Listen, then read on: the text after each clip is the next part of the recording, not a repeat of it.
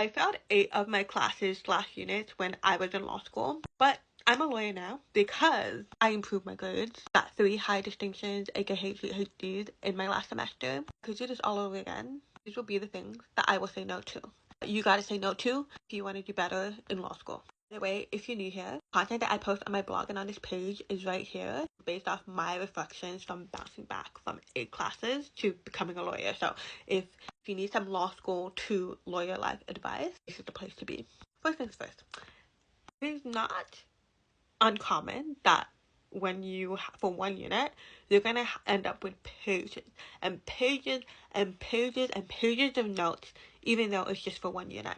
And that's absolutely fine. But the things that you need to watch out for is to make sure that each of these points, or at least most of these points, is backed up with relevant law, whether it's a case law or legislation. I learned this much later on in my law degree. I feel like I learned this a little bit too late. The points you write, you can write many, many, many points, but they will actually be really, really useless if you are not applying or mentioning a law in any of them.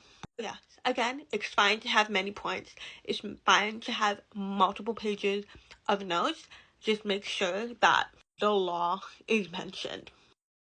A little bit controversial, but listening to your law lectures and podcasts, there are some electives that I have taken that is not related to law, where the lectures can be listened to as a podcast. You can listen to it while you're doing something else.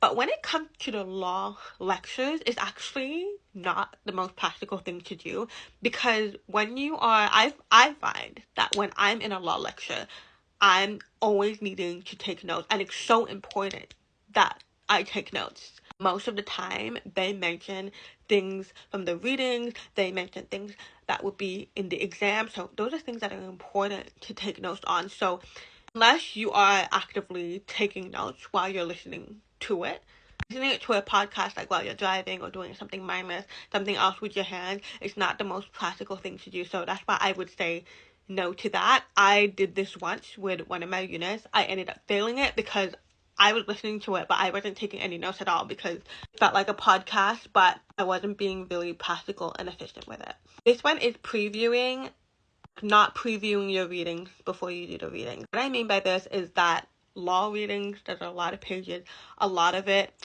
it's gonna be a little bit inevitable that you lose your focus and your attention span for a bit, especially when you don't 100% know what you're getting into. So the key here is not to walk into those readings blind, but actually get some sort of preview